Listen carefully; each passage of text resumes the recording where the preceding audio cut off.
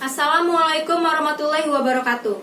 Perkenalkan, nama saya Febrianti Putri Nurulita, dan pada kesempatan kali ini izinkan saya untuk menyampaikan bahasan tentang menjaga kesehatan mental di tengah pandemi. Berbicara soal pandemi ini dimulai sejak COVID-19 mulai menyebar, yang awalnya dari Cina kemudian mulai menyebar ke seluruh dunia. Akibat kondisi pandemi ini banyak sekali perubahan yang terjadi.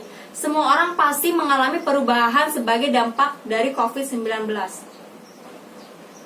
Pandemi COVID-19 ini memang banyak sekali memberikan dampak buruk bagi kehidupan, mulai dari kesehatan hingga ekonomi.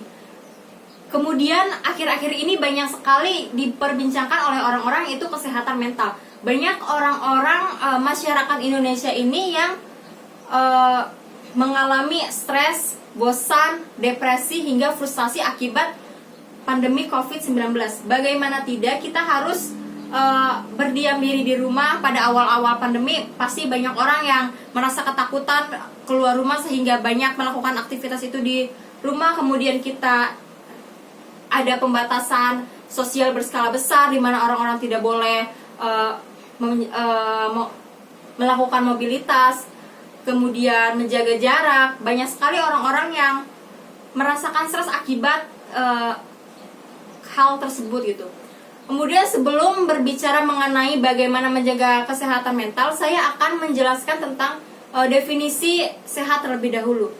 Jadi WHO itu mendefinisikan bahwa sehat tidak hanya dilihat secara fisik, tetapi mental dan sosial juga.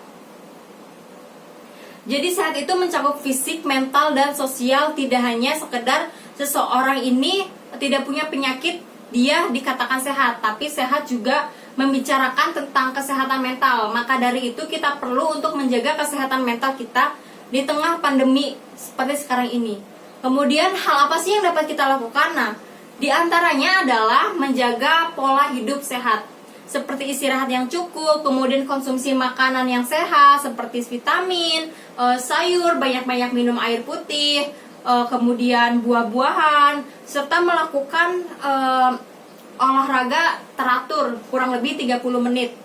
Kemudian pola pikir juga kita harus berhenti membandingkan dengan masa sebelum pandemi, serta jangan melihat kondisi pandemi ini sebagai suatu hal yang memberatkan dan menghalangi kita gitu. Kemudian menerima perubahan, memahami bahwa perubahan merupakan bagian dari hidup yang tidak terelakkan. Jadi harus bisa beradaptasi akibat perubahan yang terjadi seperti sekarang ini. Kemudian belajar dari masa lalu. Temukan apa yang biasanya efektif dilakukan di masa lalu untuk menjaga masalah. Ingat bahwa kita pernah berhasil mengatasi masalah di masa lalu. Kemudian kita harus proaktif. Apa sih yang bisa kita lakukan? Maka kita harus lakukan. Jangan hanya berdiam diri di rumah akibat kebijakan pemerintah bahwa kita harus berdiam diri di rumah, akhirnya tidak proaktif gitu, tidak aktif. Kemudian punya jadwal, tetap punya jadwal walaupun kuliah dari rumah. Jadi kita harus mempunyai jadwal walaupun kondisinya seperti ini gitu.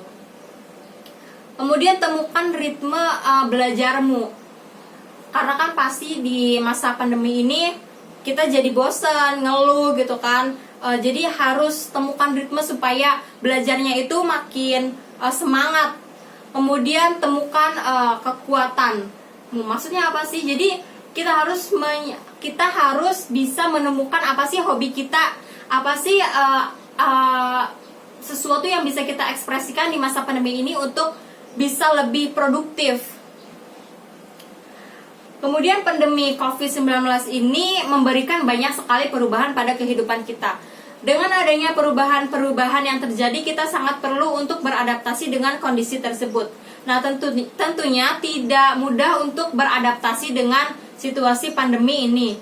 Contohnya saja dengan pandemi ini pasti banyak sekali dari kita yang mengalami stres, frustasi, serta bosan.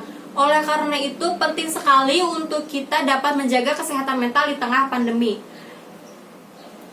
Untuk itu saya harap dengan tips-tips yang telah dijelaskan sebelumnya, kita dapat tetap menjaga kesehatan mental kita. Kemudian satu kalimat dari saya, tetaplah kuat dan yakinlah bahwa segalanya akan segera membaik. Saya Febrianti Putri Nurulita. Wassalamualaikum warahmatullahi wabarakatuh.